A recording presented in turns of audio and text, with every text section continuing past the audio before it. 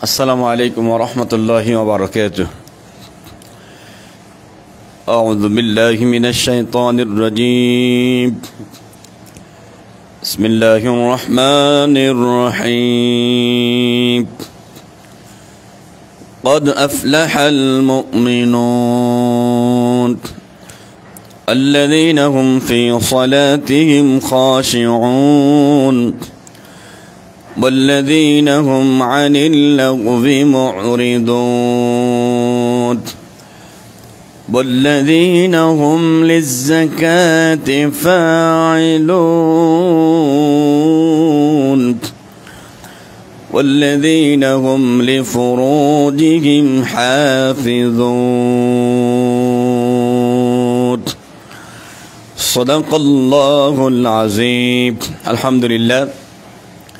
দেশ এবং দেশের বাহির থেকে যারা যুক্ত হয়েছেন এবং আমার একান্ত ফেসবুক গ্রুপের একান্ত আপনজন যতগুলো ফলোয়ার আছেন সবাই আমার একান্ত আপনজন ভালোবাসার মানুষ, প্রত্যেকের জন্য মাহে রমাদানের শুভেচ্ছা মোবারকবাদ জানিয়ে আজকে কোরআনুল কারীমের খতমে তারাবি 18 নম্বর পারা। 18 নম্বর পারার ভিতরে কোন কোন বিষয়গুলো খুবই গুরুত্বপূর্ণ, ভেরি ইম্পর্টেন্ট, সেই বিষয়গুলো ইনশাল্লাহ আলোচনা করব। শুরুতেই সূরা আল মুমিনুন 18 নম্বর পারার 23 নম্বর সূরা 1 থেকে 11 নম্বর আয়াতে কারিমা, খুবই গুরুত্বপূর্ণ এই আয়াতগুলো। রব বলেন কদ আফলাহাল মুমিনুন, মুমিনগণ সফল হয়েই গেছে। এখানে দুইটা পাঠ, এক মুমিন কারা, দুই সফল হয়েছে কারা। এরপরে এই সূরা আল মুমিনুনের মূলত সফল কাম মুমিন কারা, শুরুতেই আল্লাহ তাআলা 7টা কোয়ালিটির কথা বলেছে। এই 7টা কোয়ালিটি যার মধ্যে থাকবে সেই মুমিন। আরও মুমিনের কোয়ালিটি আছে, আমরা সূরা আল মুমিনুনের 1 থেকে 11 নম্বর আয়াতের অর্থগুলো আগে জানি, এরপরে নাজিল হওয়ার প্রেক্ষাপটটিকে সেটা আমরা বলবো। মুমিন কারা, আল্লাযীনা হুম ফী সালাতিহিম খাশিউন, যারা নিজেদের নামাজের ভিতরে বিনয়ী, নম্র, খুবই ভদ্র, নামাজের ভিতরে এদিক ওদিক তাকানো না, নামাজের ভিতরে অন্য খেয়াল না আসা, নামাজের ভিতরে বাজে চিন্তা না আসা, নামাজ পড়ার সময় নিয়ত করতে হবে, চিন্তা করতে হবে এটা আমার জীবনের শেষ নামাজ, শেষ সলাত, এইটা চিন্তা ভাবনা করেই নামাজে দাঁড়াতে হবে। আর আমাদের নামাজে এমন অবস্থা তৈরি হয়, মাগরিবের সময় যদি কারেন্ট চলে যায় দেখবেন কি একটা পরিবেশ তৈরি হয়ে যায়। নামাজের ভিতরে মনোযোগ খুবই কম। মুমিন তারা, নামাজে মনোযোগ আছে যাদের। ওয়াল্লাযীনা হুম আনিল লাগবি মুরিদুন, যারা অনর্থক কথাবার্তা থেকে তারা বেঁচে থাকে, মুখ দিয়ে অনর্থক বাজে কোনো কথা যারা বলে না, তারা মুমিন হয়ে যাবে আমার প্রিয় ভাইরা। এরপরে রব বলেন ওয়াল্লাযীনা হুম লিয-যাকাতি ফাঈলুন, যারা হিসাব করে করে যাকাত আদায় করে।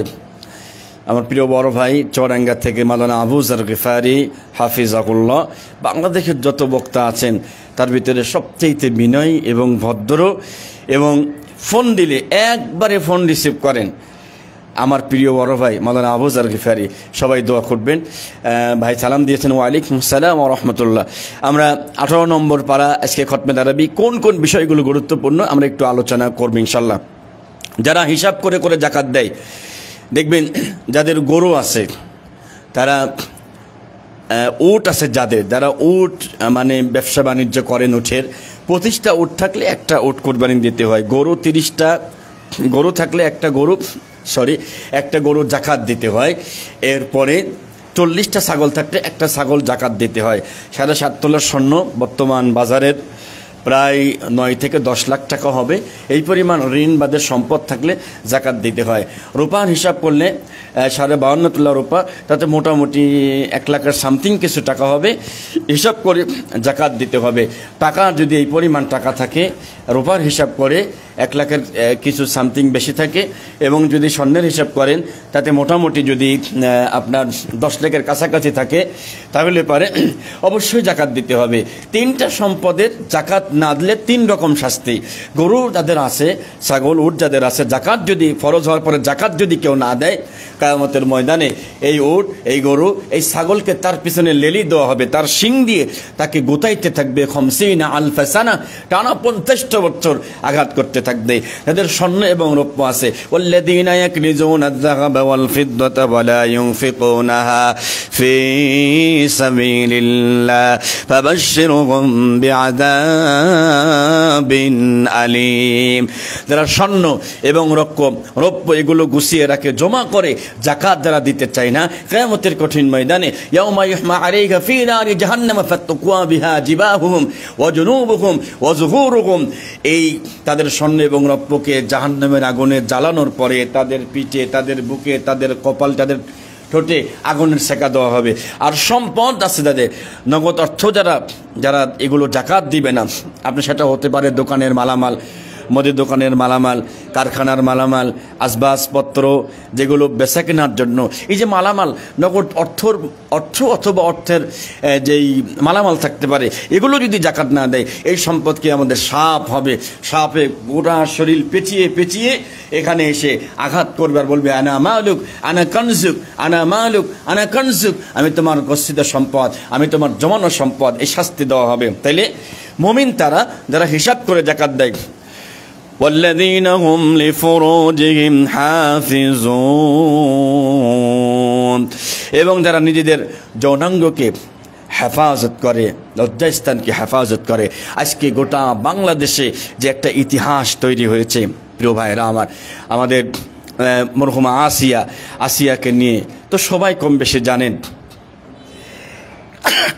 যদি বাংলাদেশে ইসলামী হুকুমত কায়েম থাকতো, শরিয়া যদি কায়েম থাকতো, তাহলে আসিয়ার খবর হওয়ার আগে যারা এই অন্যায় কাজ করেছে, বাজে কাজ করেছে, তাদের শাস্তি হতো, তাদের কবর রচিত হতো, তাদের দাফন করা হতো।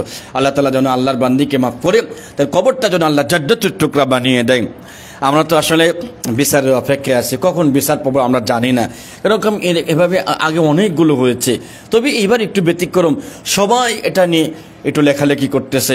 আল্লাহ তুমি এই জাতীয় পাপ থেকে হেফাজত করো, আমিন। মুমিন কারাম والذين هم لأماناتهم وعهدهم راعون, যারা আমানত এবং অঙ্গীকার সম্পর্কে হুঁশিয়ার থাকে, যারা আমানত খেয়াল করে, আমানতটা হিসাব করে করে যার আমানত তার কাছে ফেরত দিয়ে দেয়। ওয়াহদিহিম রাউন, এবং যারা ওয়াদা ঠিক রাখে। মুমিন আসলে কারা? ওয়াল্লাযীনা হুম আলা সালাওয়াতিহিম ইউহাফিজুন, যারা তাদের নামাজকে সংরক্ষণ করে, নামাজ সম্পর্কে যারা খবর রাখে। এক ওয়াক্ত পরে আর এক তো সামনে আসতেছে, এই ওয়াক্ত পড়ার জন্য তারা অস্থির হয়ে যায়। এই মানুষগুলো ওয়ারিস হবে। কিসের ওয়ারিস হবে? উলাইকা হুমুল ওয়ারিসুনা আল্লাযীনা ইয়ারিসুনাল ফিরদাউসা হুম ফিহা খালিদুন,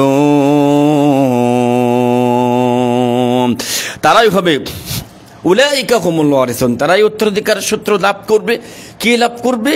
আল্লাযীনা, তারা যারা ইয়ারিসুনাল ফিরদাউসা, তারা হবে জান্নাতুল ফিরদাউসের ওয়ারিস, এবং তারা সেখানে হুম ফিহা খালিদুন, চিরস্থায়ী, চিরকাল তারা সেখানে থাকবে। সুবহানাল্লাহ। তাইলে আমরা সূরা আল মুমিনুনের প্রথম 11 যে আয়াত আমরা পড়লাম, অর্থগুলো যে আমরা এখানে পড়লাম, এই আয়াতগুলো যখন নাজিল হয়, নাজিল হওয়ার পরে হযরত ওমর ইবনুল খাত্তাব রাদিয়াল্লাহু তাআলা তিনি বলেন, নবীজির কাছে যখন ওহী নাজিল হতো, ওহী যখন অবতীর্ণ হতো, তখন তার মুখের কাছে মৌমাছির মতো গুনগুন গুনগুন করে আওয়াজ হতো। একদা তার উপর এই অবস্থায় ঘটল। হযরত ওমর ইবনুল খাত্তাব রাদিয়াল্লাহু তাআলা আনহু বলেন, সূরা আল মুমিনুনের 1 থেকে 11 নম্বর আয়াত যখন নাজিল হয়ে গেল, নবীজির মুখের কাছে মৌমাছির মতো গুনগুন করে আওয়াজ শুরু হলো। আমরা ফাঁকে সরে গেলাম। আল্লাহর নবীজির কাছে যখন এই সূরা আল মুমিন 1 থেকে 11 নম্বর আয়াত নাজিল হওয়া শেষ হলো, আল্লাহর নবী কিছুক্ষণ পরেই কেবলামুখী হয়ে তার দুই হাত উপরের দিকে তুলে আল্লাহর কাছে দোয়া করলেন, আল্লাহুম্মা জিদনা ওয়ালা তানকুসনা ওয়া আকরিমনা ওয়ালা তুহিন্না ওয়া আ'তিনা ওয়ালা তাহরিমনা ওয়া আথিরনা ওয়ালা তু'থির আলাইনা ওয়া আরদিনা ওয়ারদা আন্না। হে আল্লাহ, আপনি আমাদেরকে বেশি করে দেন, কমায়ে দিবেন না, আমাদেরকে সম্মানিত করেন, লাঞ্ছিত করবেন না। ওয়া আতিনা ওয়ালা তাহরিমনা, আমাদেরকে দেন, আমাদেরকে বেশি করে দেন, বঞ্চিত করবেন না। ওয়া আথিরনা ওয়ালা তু'থির আলাইনা, অন্যদের উপর আমাদেরকে পছন্দ করে নেন, আমাদের উপর অন্যদেরকে পছন্দ করবেন না। ওয়া আরদিনা, আল্লাহ তুমি আমাদের উপরে সন্তুষ্ট হয়ে যান, আমাদেরকে আপনি সন্তুষ্ট করেন। কত সুন্দর দোয়া করলেন এটা। সূরা আল মুমিনুন 1 থেকে 11 নম্বর আয়াত নাজিল হওয়ার পরপরই আম্মা জান আয়েশা রাদিয়াল্লাহু তাআলা আনহার কাছে কিছু সাহাবী এসে প্রশ্ন করেছেন, ওগো আম্মা জান আয়েশা, আপনার কাছে জানতে চাই আল্লাহ নবীর চরিত্র কেমন ছিল।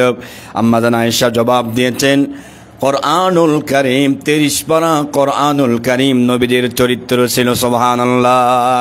তারপরে আম্মা জান আয়েশা রাদিয়াল্লাহু তাআলা আনহা তিনি বললেন, তোমরা যদি নবীর চরিত্র যদি দেখতে চাও তাহলে সূরা আল মুমিন 1 থেকে 11 নম্বর আয়াতে কারিমা তেলাওয়াত করুন। সেখানে প্রিয় নবী করিম সাল্লাল্লাহু আলাইহি সাল্লামের চরিত্রের কিছু কোয়ালিটি গুণাবলীর কথা সেখানে দেওয়া আছে, রাখা আছে। আলহামদুলিল্লাহ। সূরা আল মুমিনুনের গুরুত্বপূর্ণ আরও কিছু আয়াতে কারিমা আছে, ইনশাল্লাহ আমরা যাব। আয়াত নম্বর 99 এবং 100 সূরা আল মুমিনুনের খুবই গুরুত্বপূর্ণ আয়াত এই দুইটা আয়াতে কারিমা। রব বলেন, حتى إذا جاء أحدهم الموت قال رب ارجعون لعلي أعمل صالحا فيما تركت كلا إنها كلمة هو قائلها ومن ورائهم برزخ إلى يوم يبعثون। الحمد لله। এই দুইটা আয়াতে কারিমা সূরা আল মুমিনুন আয়াত 99 এবং 100। আলহামদুলিল্লাহ আমাদের সাথে যুক্ত হয়েছেন আমার কলিজার টুকরা প্রিয় ভাই আব্দুর রহমান। মাশাআল্লাহ, আপনার এইরকম অনলাইন ওয়াজ খুব ভালো লাগে শুনে। আমি দোয়া করি আব্দুর রহমানের জন্য। প্রতি জুম্মায় অনেক দূর থেকে কলিজার টুকরা ছোট্ট ভাই আপনারা যারা অনলাইনে আছেন, আব্দুর রহমান নামে আমার যে কলিজার টুকরা ছোট ভাই, তাকে একটু আপনারা ফলো দিবেন। আলহামদুলিল্লাহ আমি দোয়া করি আব্দুর রহমান অনেক অনেস্ট একটা ছেলে, আল্লাহ পাক তাকে কবুল করুক। আবুল কাশেম আমার তাওই আলহামদুলিল্লাহ পাংশা থেকে প্রিয় বড় ভাইজান এইচ এম মোজাম্মেল চৌধুরী, মাশাআল্লাহ। আরে কোরআনুল কারীম যিনি প্রতি বছরে 52 খতম দিয়ে থাকেন, তিনি হচ্ছেন আমার প্রিয় মোজাম্মেল ভাই। আলহামদুলিল্লাহ তিনি দীর্ঘদিন ধরে তারাবি পড়াচ্ছেন। মোজাম্মেল ভাই সম্পর্কে একটু বলি আপনাদের কাছে, কুষ্টিয়া থেকে প্রিয় বড় ভাই যারা এখানে আছেন, তিনি তারাবি পড়াচ্ছেন। এমন ইয়াদ আমার মোজাম্মেল ভাইয়ের, এমন ইয়াদ যে তারাবির নামাজে এক আয়াত কখনো 2 বার পড়েন নাই, এরকম ইয়াদ। আপনারা সবাই আমার ভাইকে ফলো দিবেন। এবার আসেন আমরা 18 নম্বর পারা আজকে খতম তারাবির আমরা সূরা মুমিন থেকে কথা বলতেছি। সূরা মুমিনুন আয়াত 99-100। রব বলেন, হাত্তা এমন কি এই জামানে যখন যা আমানে আসবে, আহাদাকুমুল মাউত, তোমাদের মধ্যে কারোর মৃত্যু এসে যাবে। ক্বালা, তখন সে বলতে থাকে, রব্বি, হে আমার রব, রব্বিরজিউন, রব আপনি আমাকে আবার পুনরায় দুনিয়াতে প্রেরণ করুন। মানে আমি দুনিয়াতে যে ভালো কাজগুলো করতে পারি নাই, দুনিয়া দেখা অবস্থায় যেই ভালো কাজগুলো আমার পক্ষে করা সম্ভব হয় নাই, আপনি আরেকটু হায়াত আমারে দেন। লাআল্লি আ'মালু সালিহান ফীমা তারাকতু কাল্লা ইন্নাহা কালিমাতুন হুয়া কাইলুহা ওয়া মিন ওয়ারাইহিম বারযাখুন ইলা ইয়াউমি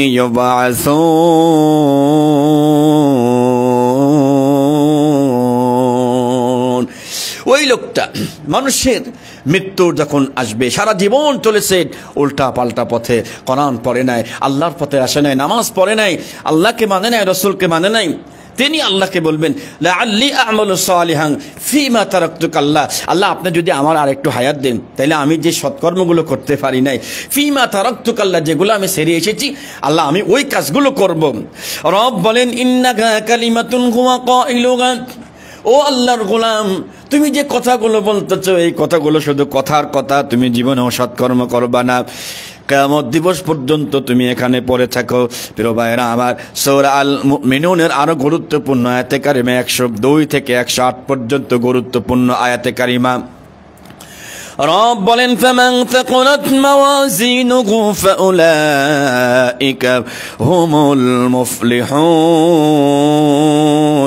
ওয়া মান খাফফাত মাওয়াজিনুহু ফাউলাইকা আল্লাযীনা খাসিরু আনফুসাহুম ফি জাহান্নাম খালিদুন। সূরা আল মুমিনুন আয়াত 102 এবং 103। যাদের পাল্লা কিয়ামতের দিন নেকির পাল্লা ভারী হবে তারা সফলকাম হয়ে যাবে, আর যাদের গুনার পাল্লা যাদের ভারী হয়ে যাবে, নেকির পাল্লা যাদের হালকা হয়ে যাবে, খাসিরু আনফুসাহুম তারা নিজেরাই নিজেদেরকে ক্ষতিগ্রস্ত করেছে, ফি জাহান্নাম খালিদুন তারা জাহান্নামে থাকবে।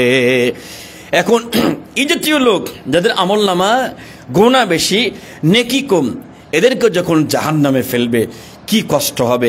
তালফাহু বুজুহাহুমুন নার ওয়া হুম ফিহা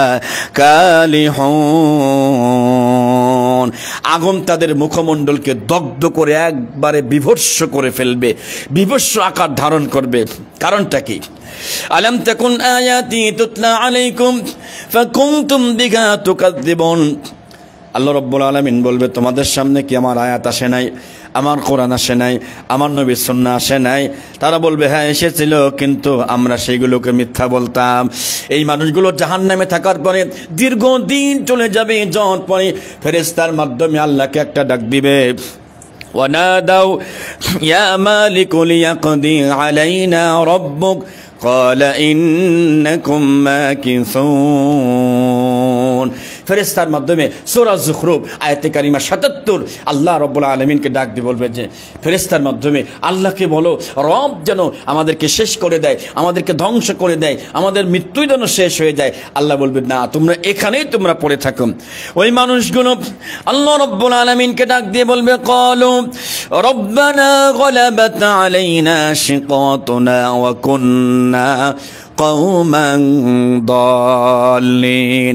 তারা বলবে, হে আমাদের রব, গলাবাত আলাইনা শিকওয়াতুনা, আমাদের নেতারা তারা আমাদেরকে দুর্ভাগ্যের ভিতরে আমাদেরকে ফেলে দিয়েছিল, যাদের কারণে আমরা দুর্ভাগ্যের ভিতরে ছিলাম, পথভ্রষ্ট ছিলাম, আমরা খারাপ ছিলাম। আল্লাহ, আমরা ওয়াদা করতেছি, রব্বানা আখরিজনা, আপনি আমাদেরকে এখান থেকে বের করে দেন, মিনহা জাহান্নাম থেকে বের করে দেন, ফাইন উদনা ফাইন্না যালিমুন। বলবে, আল্লাহ আপনি আমাদের এই জাহান্নাম থেকে বের করে দেন, আমরা আর অন্যায় করব না, আমরা আর জুলুম করব না, আর অত্যাচার করব না, আর মানুষকে মিথ্যা মামলা দিয়ে আর কষ্ট দেব না। এই ওয়াদাগুলো করতে থাকবে আল্লাহ রাব্বুল আলামিনের কাছে। তাফসীরে এসেছে এই আয়াত, এই কথাগুলো জাহান্নামীর আল্লাহকে বলার পরে টানা 40টা বছর পার হয়ে যাবে। আল্লাহ রাব্বুল আলামিন কোনো জবাব দিবেন না। টানা 40টা বছর পার হওয়ার পরে রব্বুল আলামিন এবার জবাব দিবেন, ক্বালাকসউ ফিহা ওয়া লা তুকাল্লিমুন। রব বলবেন, তোমাদের প্রতি ধিক, লাঞ্ছনা, গঞ্চনা, এই লাঞ্ছনা গঞ্চনা শাস্তি নিয়ে তোমরা এখানে পড়ে থাকো। আজ থেকে তোমাদের সাথে আর কোনো কথা নাই। রব্বুল আলামিন মালিক ফেরেশতাকে ডাক দিয়ে বলবে, মালিক ফেরেশতা শোনো, দেখো তো জাহান্নামের ভিতর আর কেউ বাকি আছে কিনা। বলবে, আল্লাহ দেখছি আর কেউ বাকি নাই। আল্লাহ কয়, না, ভালো করে দেখো। ভালো করে দেখার পরে দেখবেন একজন বান্দা জাহান্নামের পাথরের নিচে তিনি সুবহুন কুদ্দুসুন বলে রবের তাসবিহ পড়তেছেন। তিনি একবারে পুরে কয়লার মতো হয়ে গেছেন, তাকে বের করে আনবেন। এরপরে তারে জান্নাতের পানি দিয়ে গোসল করাবেন। আল্লাহর এই সর্বশেষ জাহান্নামী বান্দাকে বের করার পরে রব তাকে এমন পুরস্কার দিবেন, এই গোটা পৃথিবী পরিমাণ 10টা পরিমাণ জান্নাত আল্লাহ রাব্বুল আলামিন দান করে দিবেন। সুবহানাল্লাহ। তো আমার প্রিয় ভাইরা, এরপরে আল্লাহ রাব্বুল আলামিন জাহান্নামকে জিজ্ঞাসা করবেন, ইয়াউমা নাকুলু লিজাহান্নামা হালিম তালাআতি ওয়া তাকুলু হাল মিন মাজিদ। জাহান্নামকে আল্লাহ জিজ্ঞাসা করবে, তোমাদের কি আর কিছু লাগবে? আর কিছু লাগবে কি? তখন বলবে যে, আল্লাহ আরো কিছু আছে নাকি? থাকলে আমাদেরকে দেন। তখন তাফসীরে এসেছে, রব আল্লাহ সুবহানাহু ওয়া তাআলা, আল্লাহ পাক তখন তার বাম পাও তাফসিরে এসেছে তার বাম পাওটা জাহান্নামের ভিতরে আল্লাহ রাব্বুল আলামিন ঢুকিয়ে দেবেন। তখন জাহান্নাম বলবে আল্লাহ বাক বাক বাক হয়েছে, এনাফ দ্যাটস এনাফ, অনেক বেশি হয়েছে। জাহান্নাম তখন কি বলে এরকম একদম মানে সেই ঘুষায় যাবে ভয়ে, আল্লাহ আপনার পাওটা বের করে নেন। আল্লাহ রাব্বুল আলামিন পাওটা বের করে নিবে। খতমে তারাবি আজকে 18 নম্বর পারার ভিতরে গুরুত্বপূর্ণ বিষয়গুলো ইনশাল্লাহ আমরা আলোচনা করতেছি। সাতক্ষীরা থেকে মাওলানা হুসাইন জাফরি সাহেব, পাবনা থেকে আলী হাসান মুজাহিদ সাহেব, আবুল কালাম, অনেক মানুষ যুক্ত হয়েছেন। শেষে সবার জন্য দোয়া হবে, সবার নাম বলবো ইনশাল্লাহ। আলহামদুলিল্লাহ। কমরপুর থেকে আমাদের কলেজার টুকরা ভাইয়া যুক্ত হয়েছেন, সৌরভ সাহেব, আরও অনেকেই যুক্ত আছেন এখানে। আমি আমার কথাগুলো শেষ করি, শেষ করার পরে ইনশাল্লাহ আপনাদের সাথে মত বিনিময় করবো ইনশাল্লাহ। এই যে সূরা আল মুমিনুন আমরা আলোচনা করলাম কম বেশি। এখন আসুন মুমিন আসলে কারা, মুমিন কারা, মুমিন দিয়ে আল্লাহ রাব্বুল আলামিন শুরু করেছেন যেহেতু, মুমিন কারা, মুমিনদের কয়েকটা কোয়ালিটি বলি। 18 নম্বর পারার সূরা নূরে আমরা ঢুকে পড়ব। মুমিন কারা? রব বলেন ইন্নামাল মুমিনুনাল্লাযীনা ইযা যুকিরাল্লাহু ওয়াজিলাত কুলুবুহুম ওয়া ইযা তুলিয়াত আলাইহিম আয়াতুহু যাদাতহুম ঈমানা ওয়া আলা রাব্বিহিম ইয়াতাওয়াক্কালুন। মুমিন আসলে কারা? সূরা আনফালের 2, 3, 4 এই তিনটা আয়াতে কারিমার মধ্যে এসেছে মুমিন কারা। ইন্নামাল মুমিনুনাল্লাযীনা, নিশ্চয় মুমিন তারা, ইজা যখন যুকিরাল্লাহু ওয়াজিলাত কুলুবুহুম, আল্লাহ জিকিরের কথা স্মরণ করানো হয় তখন তাদের অন্তর কাঁপতে থাকে, ভয়ে নত হয়ে যায়। ওয়া ইজা, আর যখন তুলিয়াত তেলাওয়াত করা হয় আলাইহিম তাদের সামনে আয়াতুহু, আল্লাহর আয়াত, যাদাতহুম ঈমানা, তখন তাদের ঈমান ইনক্রিজ দেয়ার ফেইথ, তাদের বিশ্বাসকে ঈমানকে আমি আল্লাহ বাড়াইতে থাকি। ওয়া আলা রাব্বিহিম ইয়াতাওয়াক্কালুন, তখন এই মানুষগুলো আমি আল্লাহর প্রতি ভরসা করে। এখানে শেষ না, আল্লাযীনা ইউকিমুনাস সালাতা ওয়া মিম্মা রাযাকনাহুম ইউনফিকুন, তারা সেই সমস্ত লোক যারা নামাজ কায়েম করবে, আল্লাহর দেওয়া সম্পদ থেকে তারা রিজিক থেকে তারা ব্যয় করতে থাকবে। উলাইকা হুমুল মুমিনুনা হাক্কা, আল্লাহ বলছেন এরাই মূলত হচ্ছে প্রকৃত মুমিন। লাহুম দারাজাত, তাদের জন্য দারাজা রয়েছে, মর্যাদা রয়েছে, ইনদা রাব্বিহিম, রবের নিকটে, ওয়া মাগফিরাত, এবং ক্ষমা রয়েছে, ওয়া রিজকুন কারীম, এবং সম্মানজনক রুজি রয়েছে। সুবহানাল্লাহ। রানা বলছি কেমন আছেন? কুষ্টিয়া থেকে রানা ভাই কেমন আছেন, কি অবস্থা? অনেকে যুক্ত হচ্ছেন ইনশাল্লাহ। আমরা মুমিন কারা এ বিষয়ে একটু কথা বলতেছিলাম, কথাগুলো শেষ করে নিই ইনশাল্লাহ। মুমিন মূলত কারা? ইন্নাল্লাহা আশতারা মিনাল মুমিনিনা আনফুসাহুম ওয়া আমওয়ালাহুম বিআন্না লাহুমুল জান্নাহ ইউকাতিলুনা ফী সাবিলিল্লাহি ফায়াকতুলুনা ওয়া ইউকতালুন। সূরা আত-তাওবা আয়াত নম্বর 111। মুমিন তো তারা, রব বলেন ইন্নাল্লাহা, নিশ্চয় আমি আল্লাহ, ইশতারা মিনাল মুমিনিনা, মুমিনদের কাছ থেকে আমি আল্লাহ ক্রয় করে নিয়েছি, আনফুসাহুম ওয়া আমওয়ালাহুম, তাদের জান এবং মাল, বিনিময়ে বিআন্না লাহুমুল জান্নাহ, আমি আল্লাহ রাব্বুল আলামিন তাদের জন্য জান্নাত রেখে দিয়েছি। এদের কাজ কি? ইউকাতিলুনা ফী সাবিলিল্লাহ, তারা আল্লাহর রাস্তায় লড়াই করে, জিহাদ করে, ফায়াকতুলুনা ওয়া ইউকতালুন, আগে মারে এরপরে মরে, আগে মারে এরপরে মরে। সূরা আল মুমিনুনের মুমিন কারা, আমরা মুমিনদের পরিচয় জানতেছি। সূরা আত-তাওবা 111 নম্বর আয়াত। আলহামদুলিল্লাহ। কুষ্টিয়া জিয়ারকি থেকে নাফিজ হাসান, কেমন আছো ভাইয়া, কি অবস্থা? দোয়া চাই, দোয়া করি। অনেক লোক যুক্ত হয়েছেন ইনশাল্লাহ। আমি সূরা আল মুমিন 18 নম্বর পারার শুরুতে মুমিন কারা এই বিষয়ে এখন আমরা কথা বলতেছি, মুমিন আসলে কারা। এরপর আল্লাহ রাব বলেন والذين آمنوا وهاجروا وجاهدوا في سبيل الله والذين آووا ونصروا أولئك هم المؤمنون حقا لهم مغفرة ورزق كريم। সূরা আনফালের 74 নম্বর আয়াত। আল্লাযিনা, যারা, আমানু, ঈমান আনে, ওয়াহাজারু, এবং হিজরত করে দিনের প্রয়োজনে, ওয়াজাহাদু, এবং জিহাদ করে, ফি সাবিলিল্লাহ, আল্লাহর রাস্তায়, ওয়াল্লাযিনা, এবং যারা আওয়াউ, আশ্রয় দেয়, থাকতে দেয়, জায়গা দেয়, ওয়ানাসরু এবং সহযোগিতা করে, যারা হিজরত করেছে, জিহাদ করেছে, এরপরে হিজরত করেছে আল্লাহর রাস্তায়, এদেরকে যারা থাকতে দেবে, উলাইকা হুমুল মুমিনুন হাক্কা, রব বলেন তারাই প্রকৃত মুমিন। লাহুম মাগফিরা, তাদের জন্য ক্ষমা রয়েছে, ওয়া রিজকুন কারীম, এবং সম্মানজনক রিজিক রয়েছে। আলহামদুলিল্লাহ, রাজশাহী থেকে যুক্ত হয়েছেন তোহা বিন জহুরুল ইসলাম, চমৎকার আলোচনা করে থাকেন আমার প্রিয় বড় ভাইজান। আপনারা একটু অনলাইনে শুনবেন। যশোর থেকে সাইফুল ভাই, জি ভাই আমি ভালো আছি আলহামদুলিল্লাহ। সদরপুর থেকে রুহুল আমিন সাহেব, অনেকেই যুক্ত হয়েছেন আলহামদুলিল্লাহ। সবার নাম শেষে আমি অবশ্যই বলবো। সূরা আল মুমিনুন থেকে আলোচনা করতেছি। মুমিন কারা? আল্লাহ পাক বলে, ইন্নামাল মুমিনুনা আল্লাযীনা আমানু বিল্লাহি ওয়া রাসূলিহি সুম্মা লাম ইয়ারতাবু ওয়া জাহাদু বিআমওয়ালিহিম ওয়া আনফুসিহিম ফি সাবিলিল্লাহ উলাইকা হুমুস সাদিকুন। সূরা আল হুজুরাত আয়াত 15। ইন্নামা নিশ্চয়, আল মুমিনুন মুমিন হচ্ছে তারা, আল্লাযীনা যারা আমানু বিল্লাহ আল্লাহর প্রতি ঈমান আনে, ওয়া রাসূলিহি রাসূলের প্রতি ঈমান আনে, সুম্মা লাম অতঃপর লাম ইয়ারতাবু আল্লাহ এবং রাসূলকে নিয়ে, দ্বীনকে নিয়ে চুল পরিমাণ কোনো সন্দেহ পোষণ করে না, ওয়া জাহাদু এবং জিহাদ করে, বিআমওয়ালিহিম ওয়া আনফুসিহিম তাদের মাল দ্বারা আর জান দ্বারা, ফি সাবিলিল্লাহ আল্লাহর রাস্তায়। রব বলেন তারাই মুমিন। শুধু তাই না, উলাইকা হুমুস সাদিকুন,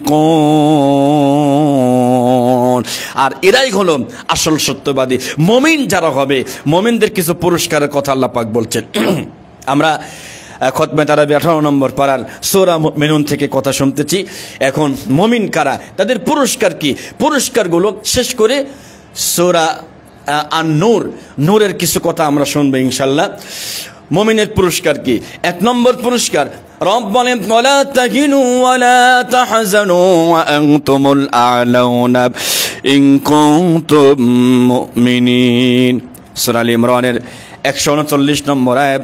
রব বলেন, আর তোমরা নিরাশ হও না, দুঃখ করো না, হতাশ হও না, টেনশন করো না, তোমরাই বিজয়ী হবে যদি তোমরা মুমিন হয়ে থাকো। তাহলে মুমিন যদি হন, মুমিন হলে 1 নম্বর পুরস্কার, ইসলাম বিজয়ী হবে, ইসলাম আমাদের মাথার উপরে থাকবে, ইসলাম সবার উপরে থাকবে। সুবহানাল্লাহ। যারা মুমিন হবে, মুমিনদের 2 নম্বর পুরস্কার, ইয়া আইয়ুহান নাবিয়্যু হাসবুকাল্লাহু ওয়া মানিত্তাবা'আকা মিনাল মুমিনিন। সূরা আনফালের 64 নম্বর আয়াত। হে নবী, হাসবুকাল্লাহ আমি আপনার জন্য যথেষ্ট, ওয়া মানিত্তাবা'আকা মিনাল মুমিনিন আর যে সকল মুমিন আপনার সাথে রয়েছে তাদের জন্য আমি আল্লাহ যথেষ্ট হয়ে গেলাম। তাহলে মুমিনদের 2 নম্বর পুরস্কার, রব বলেন আমি তাদের জন্য যথেষ্ট হয়ে গেলাম। মুমিনদের জন্য 3 নম্বর পুরস্কার, ইন্না হাযাল কুরআনা ইয়াহদি লিল্লাতী হিয়া আকওয়াম ওয়া ইউবাশশিরুল মুমিনিনা আল্লাযীনা ইয়ামালুনাস সালিহাতি আন্না লাহুম আজরান কাবীরা। সূরা বনী ইসরাঈলের 9 নম্বর আয়াত। ইন্না নিশ্চয়, হাযাল কোরআন এটা এমন কোরআন, ইয়াহদি লিল্লাতী হিয়া আকওয়াম যার সর্বাধিক সরল এবং সৎকর্ম পরায়ণ মুমিনদের জন্য, ওয়ায়ুবাশশিরুল মুমিনিন মুমিনদের জন্য আল্লাহ পাক সুসংবাদ দিচ্ছেন। ইয়াহদি লিল্লাতী হিয়া আকওয়াম এটা এমন কোরআন যেই কোরআনটা হেদায়েত দিতে খুবই মজবুত শক্তিশালী একটা কিতাব। যারা সৎকর্ম পরায়ণ তাদের জন্য, মুমিন ওই সকল মুমিনদের জন্য রব পুরস্কারের সুসংবাদ দিচ্ছেন। আন্না লাহুম আজরান কাবীরা তাদের জন্য অনেক বড় মহাপুরস্কার রয়েছে। মুমিনদের জন্য আরেকটা পুরস্কার, ওয়া মান ইয়াতিহি মুমিনান ক্বাদ আমিলাস সালিহাতি ফাউলাইকা লাহুমুদ দারাজাতুল উলা। সূরা তাহা 75 নম্বর আয়াত। আর যারা তার কাছে আসবে, মুমিন হয়ে, ঈমানদার হয়ে আসবে এবং সৎকর্মপরায়ণ হয়ে আসবে, রব তাদের জন্য জান্নাতের সুউচ্চ দরজা রব আল্লাহ রাব্বুল আলামিন তার জন্য খুলে দিবে। মুমিনদের জন্য সুসংবাদ, ওয়াবাশশিরিল মুমিনিনা বিআন্না লাহুম মিনাল্লাহি ফাদলান কাবীরা। আপনি মুমিনদেরকে সুসংবাদ দেন তাদের জন্য আল্লাহর পক্ষ থেকে বিরাট অনুগ্রহ রয়েছে। অনুগ্রহটা কি? ওয়াদাল্লাহুল মুমিনিনা ওয়াল মুমিনাতি জান্নাতিন তাজরি মিন তাহতিহাল আনহারু খালিদিনা ফিহা ওয়া মাসাকিন তাইয়্যিবাতান ফি জান্নাতি আদনিন ওয়া রিদওয়ানুম মিনাল্লাহি আকবার যালিকা হুয়াল ফাওজুল আযীম।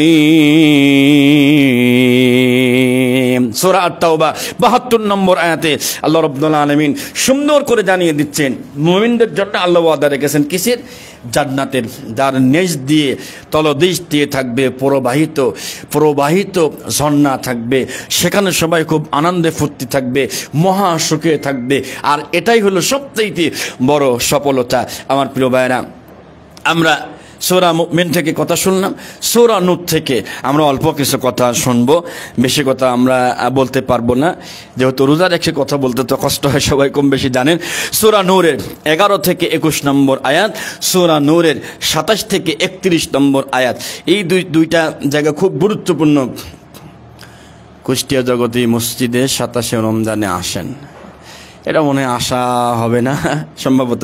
আচ্ছা, সূরা নূরের 11 থেকে 21 নম্বর আয়াত, এই আয়াত নাজিল হওয়ার প্রেক্ষাপটটা কি আপনারা সবাই কম বেশি অনেকেই জানেন। আম্মা জান আয়েশা রাদিয়াল্লাহু তাআলা আনহার ব্যাপারে খুবই গুরুত্বপূর্ণ একটা বিষয়। মুনাফিকেরা আম্মা জান আয়েশাকে অপবাদ দিয়েছিল, মিথ্যা অপবাদ দিয়েছিল। সেই মিথ্যা অপবাদের পক্ষে আল্লাহ 10টি আয়াত নাজিল করে আম্মা জান আয়েশা রাদিয়াল্লাহু তাআলা আনহার পক্ষে, তার পবিত্রতার পক্ষে রব্বুল আলামিন সমর্থন করে আয়াতে কারিমা নাজিল করেছেন। সুবহানাল্লাহ। রব বলেন সূরা আন-নূর আয়াত 11, ইন্নাল্লাযীনা جاءوا بالإفك عصبة منكم لا تحسبوه شرا لكم بل هو خير لكم لكل امرئ منهم ما اكتسب من الإثم والذي تولى كبره منهم له عذاب أليم। সূরা আন-নূর আয়াত 11। আলহামদুলিল্লাহ, আমাদের সাথে যুক্ত হয়েছেন প্রিয় বড় ভাইজানকে এ মুফাজ্জল হোসাইন, খুবই চমৎকার কথা বলে থাকেন মুফাজ্জল হোসাইন ভাই, আল্লাহ পাক তাকে কবুল করুন ইনশাআল্লাহ। সূরা আন-নূর আয়াত 11, ইন্না নিশ্চয় আল্লাযিনা যারা জাউ বিল ইফকি উসবাতুম মিনকুম, আল্লাহ রাব্বুল আলামিন বলছেন তোমাদের মধ্যেই একটা দল ছিল, এই দলের মানুষগুলোই তারা এই খারাপ জিনিসটা রটনা করেছিল। লা তাহসাবুহু শাররাল লাকুম, নবী এটা আপনাদের জন্য অকল্যাণ মনে করবেন না, বাল হুয়া খায়রুল লাকুম, বরং এটা তোমাদের জন্য কল্যাণকর। লিকুল্লি ইমরিইম মিনহুম মাকতাসাবা মিনাল ইসমি, আর যে মানুষগুলো যা অর্জন করবে প্রত্যেকটা মানুষের জন্য আল্লাহ তাই রেখে দিয়েছে। ওয়াল্লাযী তাওয়াল্লা কিবরাহু মিনহুম লাহু আযাবুন আযীম, আর তোমাদের মধ্যে যে ব্যক্তি বেশি বড় ভূমিকা পালন করেছে তার জন্য কঠিন থেকে কঠিন শাস্তি রয়েছে। আয়াতের প্রেক্ষাপট নাজিল হওয়ার পরে আম্মা জান আয়েশা রাদিয়াল্লাহু তাআলা আনহাকে যেই পরিমাণ কষ্ট দেওয়া হয়েছিল, আমরা সেই ঘটনাটি ইনশাআল্লাহ আমরা এখান থেকে জানার চেষ্টা করব, একটুখানি সময় লাগবে। প্রিয় নবী করিম সাল্লাল্লাহু আলাইহি সাল্লাম যখন বাইরে কোথাও যেতেন, বিশেষ করে যুদ্ধ করার জন্য যেতেন, তখন লটারি করে তার কয়েকজন স্ত্রীর ভিতর থেকে যে কোনো একজনকে চয়েস করে তিনি নিয়ে যেতেন।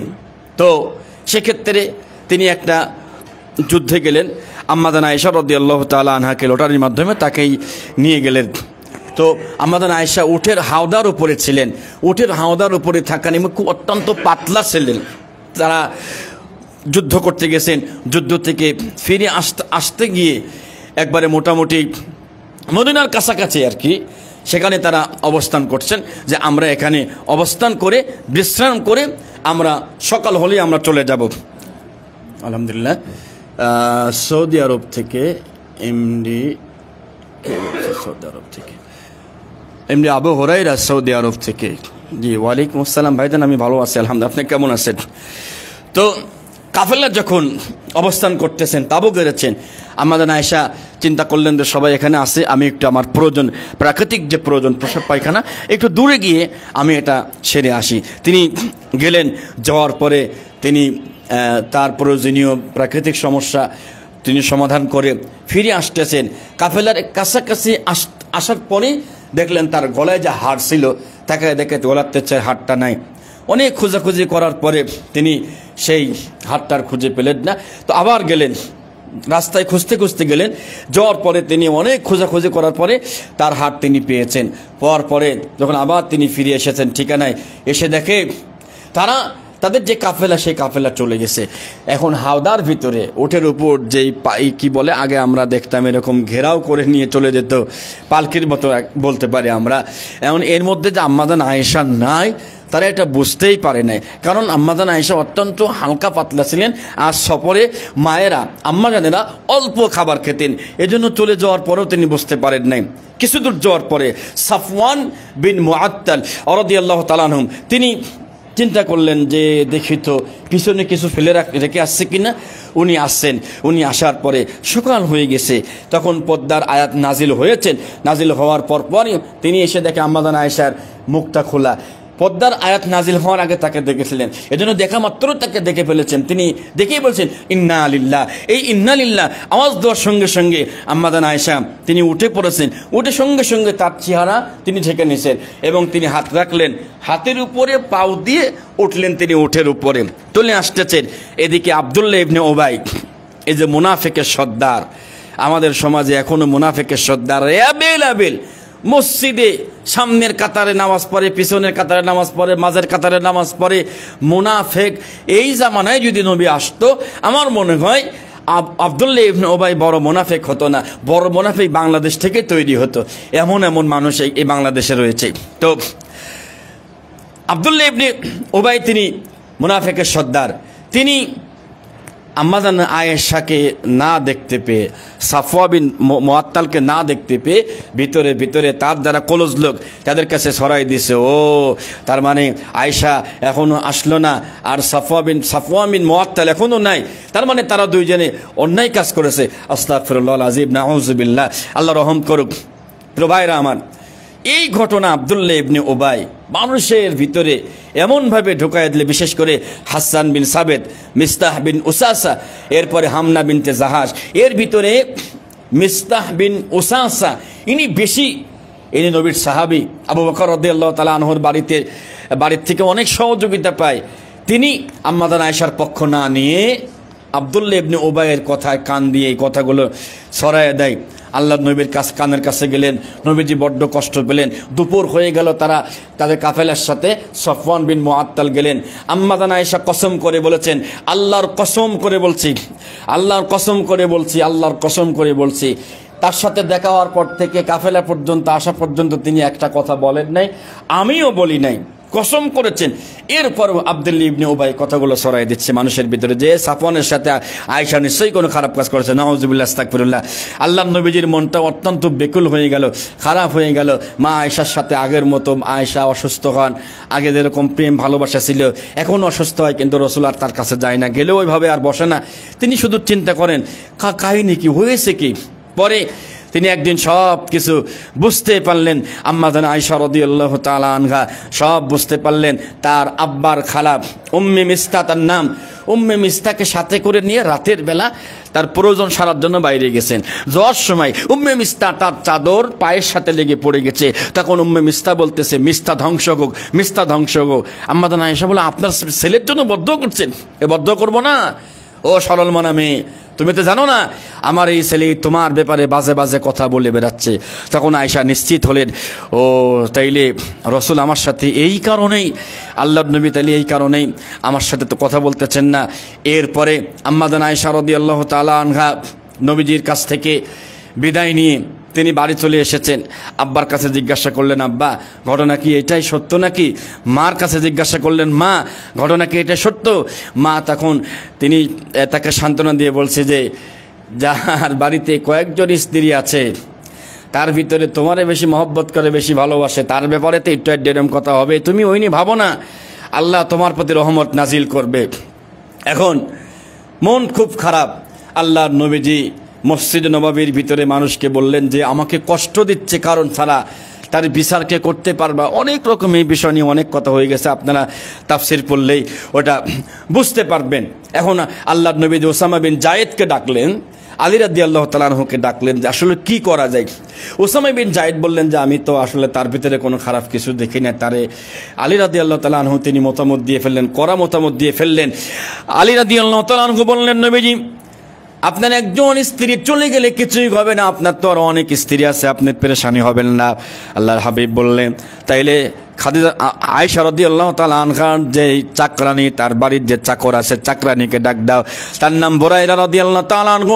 বুরাইরা রাদিয়াল্লাহু তাআলা আনহু নবীদের কাছে এসে বললেন, ইয়া রাসূলুল্লাহ আমি আম্মা জান আয়েশার ভিতরে কোনো কিছু সন্দেহ হবে এরকম কোনো কিছু দেখি নাই, তবে একটা দোষ পেয়েছি, তিনি ছোট মানুষ হওয়ার কারণে যখন আটা বানানোর জন্য আটার খামির করতেন, তিনি খামির রেখে ঘরে যেতেন, আসতে দেরি হতো অথবা ঘুমিয়ে পড়তেন, এর মাঝখানে ছাগল এসে তার সমস্ত খাবার খেয়ে ফেলতো, এতটুকু দেখেছি, আমি তো এর বেশি কিছু আমি দেখি নাই।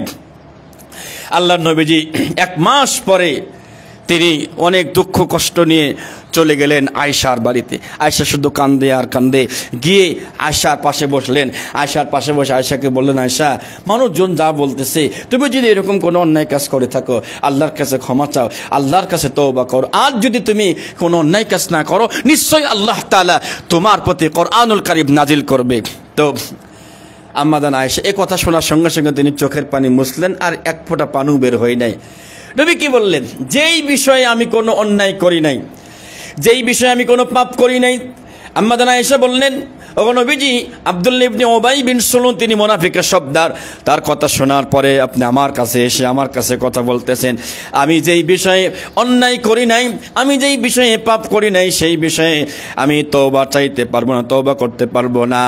আল্লাহর হাবিব বলেন, এর কিছুক্ষণ পরেই আম্মা জান আয়েশা বলেন, কিছুক্ষণ পরে আল্লাহর নবীজি একদিকে ঘুরলেন, আমি আরেক দিকে ঘুরলাম, নবীজির কাছে জিবরাইল এসে গেল। নবীজির কাছে জিবরাইল এসে আম্মা জান আয়েশা রাদিয়াল্লাহু তাআলা আনহার পবিত্রতার ব্যাপারে 10টি আয়াতে কারিমা একসঙ্গে নাজিল করলেন। সুবহানাল্লাহ। 10 সূরা আন-নূরের 11 থেকে 21 নম্বর আয়াত, 10টি আয়াতে কারিমা।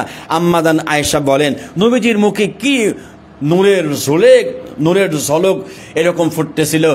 আমার মা আমাকে বললেন, তুমি রসুলের সামনে গিয়ে দাঁড়াও, রসুলের সামনে গিয়ে রসুলের কৃতজ্ঞতা স্বীকার করো।